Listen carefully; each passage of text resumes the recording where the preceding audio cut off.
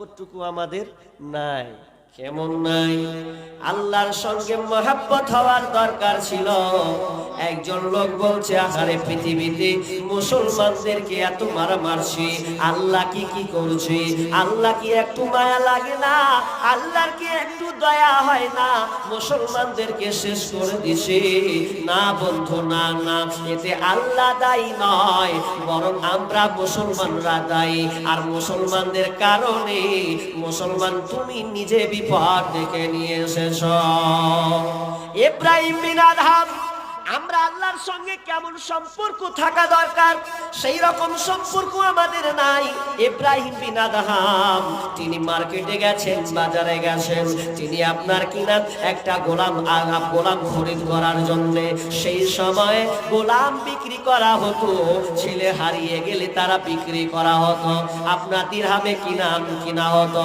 যখন বর্তমানে যেমন আজকে গরু ছাগল আপনার হাঁস মুরগি বিক্রি হয়, বিক্রি হয়, হাটও হয়। যেমন আপনাদের বিকর হাটে আপনাদের দেখতে পাই মাশাআল্লাহ বড় একটা হাট, সেই রকমই হাট।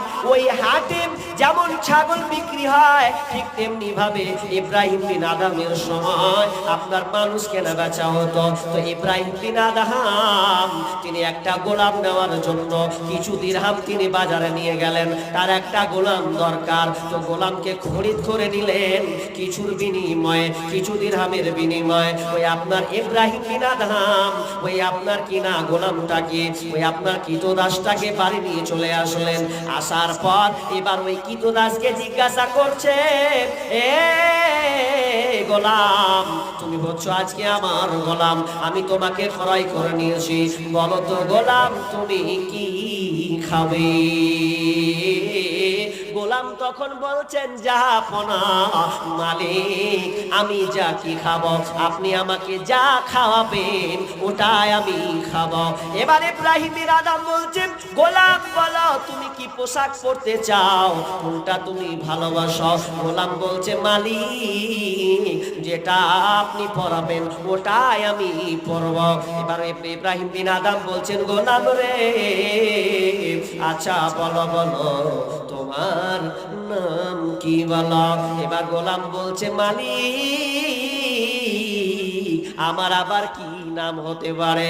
আপনি যেটা আমার নাম রেখে দেবেন ওটাই হবে আমার নাম, আমাকে যে নামে ডাকবেন ওটাই হবে আমার নাম।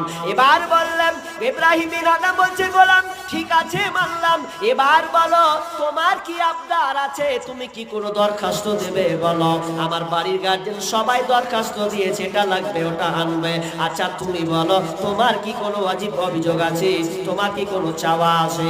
তখন ওই গোলাম বলছে, মালিক আমি আপনার গোলাম, আমি আপনার কৃতদাস, এই গোলামের আবার কি চাহাত, কি দরখাস্ত থাকতে পারে? আমার কোনো দরখাস্ত নাই, আপনি আমাকে যেমন করে চালাবে আমার কোনো দরখাস্ত নাই, আপনি যেটাই করবেন ওটাই আমার পথে ওইভাবে চলতে হবে। ইব্রাহিম বিন আদহাম যখন এই চারটা পয়েন্ট ওই গোলামের কাছ থেকে শুনলেন, শোনার পর নিজে তার গলা খানকে জামাটাকে ধরে বলছে, ওরে নাদান রে,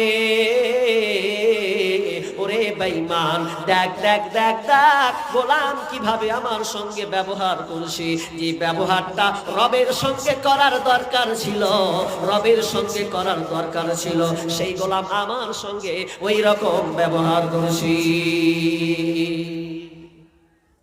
বান্দা